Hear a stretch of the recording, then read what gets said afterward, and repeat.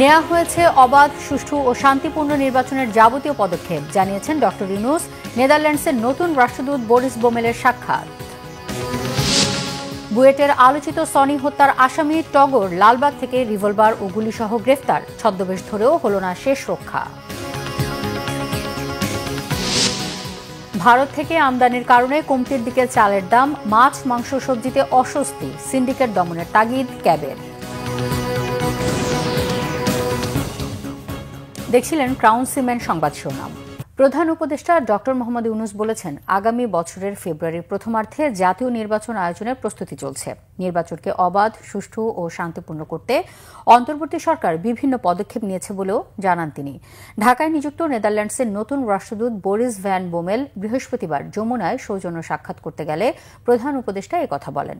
বাংলাদেশে গণতান্ত্রিক উত্তরণের জন্য তার দেশের সমর্থন পুনর্ব্যক্ত করেন ডাচ রাষ্ট্রদূত। তিনি জানান, ইউরোপীয় ইউনিয়নের একটি প্রাক নির্বাচনী পর্যবেক্ষণ দল এই সপ্তাহে বাংলাদেশে আসছে এবং নেদারল্যান্ডসে মিশনকে সক্রিয়ভাবে সমর্থন করছে। প্রধান উপদেষ্টা জানান, রোহিঙ্গাদের অর্থ সংকটে চলমান মানবিক কার্যক্রম হুমকির মুখে পড়েছে। 30 সেপ্টেম্বর নিউ ইয়র্কে অনুষ্ঠেয় রোহিঙ্গা সংকট নিয়ে একটি উচ্চ পর্যায়ের আন্তর্জাতিক সম্মেলনের কথা উল্লেখ করেন ড ইউনূস। পিআরের কারণে নেপালে কয়েক বছরে 14 বার ক্ষমতা পরিবর্তন হয়েছে বলে মন্তব্য করেছেন বিএনপির স্থায়ী কমিটির সদস্য ডাক্তার AZM জাহিদ হোসেন। সকালে বিএমএ ভবনে ফার্মাসিউটিক্যাল রিপ্রেজেন্টেটিভ অ্যাসোসিয়েশনের জাতীয় সংবাদ সম্মেলনে এমন মন্তব্য করেন তিনি। ডাক্তার AZM জাহিদ হোসেন বলেন, 5 অগস্টের আগে কেউ পিআর পদ্ধতি নিয়ে আলোচনা করেনি। এখন কিছু দল কর্তৃত্ববাদী ফ্যাসিস্ট মতামত শোনাচ্ছে বলে মন্তব্য তার। বলেন, কেউ কেউ পিআরের জন্য রাস্তায় নামছেন, যারা জনগণের অনুমতি না নিয়েও জনগণের মতামত হিসেবে চালাচ্ছে, তারা আসলে নির্বাচন পেছাতে চায়। ডাক্তার জাহিদ বলেন, দলবাজি করার জন্য জনগণ না চাইলেও নিজেদের মতামতকে জনগণের মতামত চালিয়ে দেওয়ার জন্য যারা তাবেদারি করছেন, তারা স্বৈরাচারকে ফিরিয়ে আনতে চাচ্ছেন বলেও মন্তব্য করেন বিএনপির এই নেতা। জনগণের মতামতকে অন্য আন্তর্জাতিক গোষ্ঠীর ফায়দা আদায়ের কাজে ব্যবহার করলে দেশের মানুষ তা মেনে নেবে না বলেও হুঁশিয়ারি দেন ডাক্তার জাহিদ। এ সময় ভুয়া ঝটিকা মিছিলের মাধ্যমে জনমনে বিভ্রান্তি সৃষ্টি করা হচ্ছে বলেও অভিযোগ করেন তিনি। 5 আগস্টের আগে অথবা এই গত 16-17 বছরে আমরা কেউ প্রপোর্শনাল রিপ্রেজেন্টেশন অর্থাৎ পিআর চাই কখনো শুনেছেন? কখনো শুনেছেন? আপনারা শুনেননি এবং এ ধরনের বক্তব্য কারো ছিল না। আজকে কেউ কেউ বলেন, বলতে দোষ নাই, কারণ গণতন্ত্রের মধ্যে কথা বলবেন। This is the beauty of democracy. এবং মত প্রকাশের যে ভিন্নতা থাকবে, this is the beauty of democracy. এটির মধ্যে কোনো সমস্যা নাই।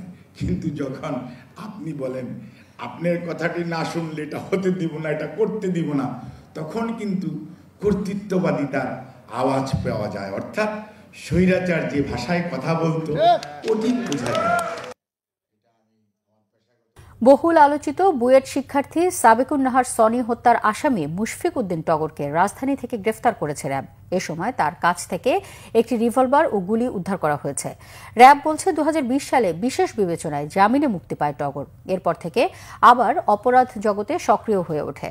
ছদ্মবেশে নতুন কৌশলে শুরু করে অস্ত্র ব্যবসা। বিস্তারিত জানাচ্ছেন SM ফয়েজ।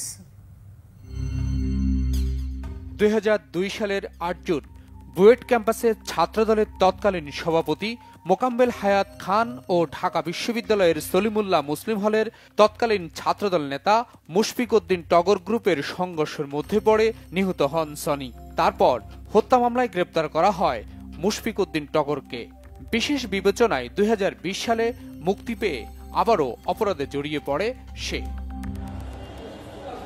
সাধারণত র্যাব পুলিশ আসামিকে গ্রেপ্তারের পর সংবাদ সম্মেলনে হাজির করলেও সাবেকুন নাহার সনি হত্যা মামলার আসামি টগরকে গণমাধ্যমের সামনে আনা হয়নি।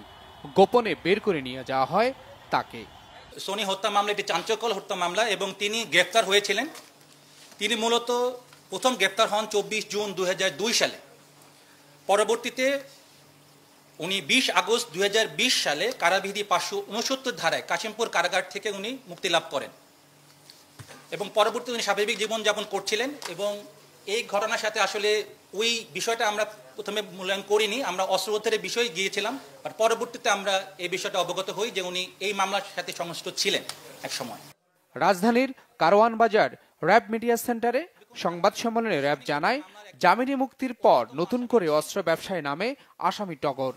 প্রাথমিক জিজ্ঞাসাবাদে ধৃত আসামির নিকট থেকে চাঞ্চল্যকর অনেক তথ্য আমরা পাই। সীমান্তবর্তী এলাকা হতে তিনি বিভিন্ন সময় অবৈধভাবে অস্ত্র ঢাকায় নিয়ে আসেন এবং বিভিন্ন মানুষকে তা সরবরাহ করে থাকেন। আলামতগুলো আপনারা সামনে দেখতে পাবেন, বা মাস্ক দেখতে পাবেন, বা অস্ত্রের যে বিভিন্ন কার্টুজগুলো দেখতে পাবেন। এই সার্বিক বিষয়টা আমরা বিবেচনা করে যেটা বুঝতে পারছি, তার কাছে আরও অস্ত্রর সন্ধান থাকতে পারে। একটা মানুষের এটা যে কোনো অপরাধী, যে কোনো কেউই তার নিজস্ব পরিচয়টাকে গোপন করার ক্ষেত্রেও তিনি ব্যবহার করতে পারেন, ব্যক্তিগত প্রয়োজনীয় নিজের সেফটির জন্য।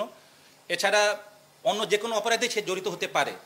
এদিকে মোকাম্মেল ও টগর গ্রেপ্তার হলেও বুয়েট ছাত্রী সনি হত্যা মামলার প্রধান দুই আসামি এখনো পলাতক। সে বিষয়ে কোনো তথ্য দিতে পারেনি র্যাব। এই তথ্যটা যদি আমরা পাই। এস.এম. ফয়েজ, বাংলা ভিশন, ঢাকা। ভারত থেকে আমদানি করা সরু নাজিরশাইল সহ কয়েক পদের চালের বাজারে আসায় দীর্ঘদিন পর কিছুটা কমেছে দাম। মিনিকেট, নাজিরশাইল, কাটারিভোগ, আটা সহ প্রায় সব ধরনের চালের দাম কমেছে কেজিতে 5 থেকে 7 টাকা। নাজিরশাইল 70 থেকে 75, মিনিকেট 72 থেকে 76, আটাশ 52 থেকে 55 টাকা দরে বিক্রি হচ্ছে। বাজারে ইলিশ সহ সব ধরনের মাছের পর্যাপ্ত সরবরাহ থাকলেও দাম চড়া। 220 টাকার কমে মিলছে না পাঙ্গাস, তেলাপিয়াও। অন্য সব মাছ সাধারণের নাগালের বাইরে। আর 1 কেজি ওজনের ইলিশ প্রায় 2000 টাকা, যা এখনও উচ্চবিত্তেরই আয়ত্তে। এদিকে সপ্তাহের ব্যবধানে সামান্য কমলেও এখনও বেশিরভাগ সবজির কেজি 80 টাকা। সপ্তাহের ব্যবধানে প্রতি ডজন ডিমের দাম বেড়েছে 5 থেকে 10 টাকা পর্যন্ত। তবে আগের দামে ব্রয়লার মুরগি 160 থেকে 170 আর সোনালী মুরগি বিক্রি হচ্ছে 300 টাকা কেজি দরে।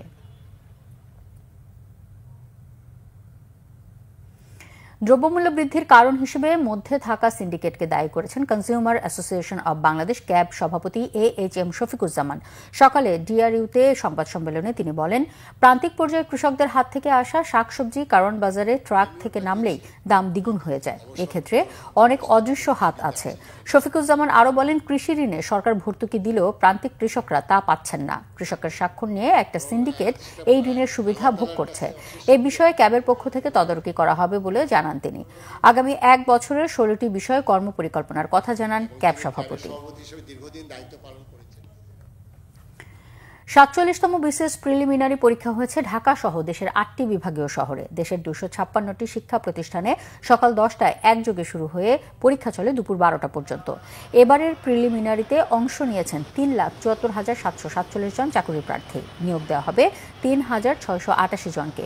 এর মধ্যে 3,487টি পদ ক্যাডার এবং 201টি নন ক্যাডার। তবে এবারের বিসিএসে কিছু নতুন ক্যাডার পদও যুক্ত হয়েছে। বিজ্ঞপ্তির পর 47তম বিসিএস এর আবেদন গ্রহণ শুরু হয় গত বছরের 10 ডিসেম্বর থেকে, শেষ হয় 31 ডিসেম্বর। 2024 সালের 1 নভেম্বর যাদের বয়স 21 থেকে 32 বছরের মধ্যে ছিল তারাই আবেদন করতে পেরেছেন। এ ছিল এখনকার মতো। পরের সংবাদ সন্ধ্যা 6টায়। এর আগে 5টায় রয়েছে নিউজ টপ 10 দেখার আমন্ত্রণ রইল। এতক্ষণ সাথে থাকায় ধন্যবাদ।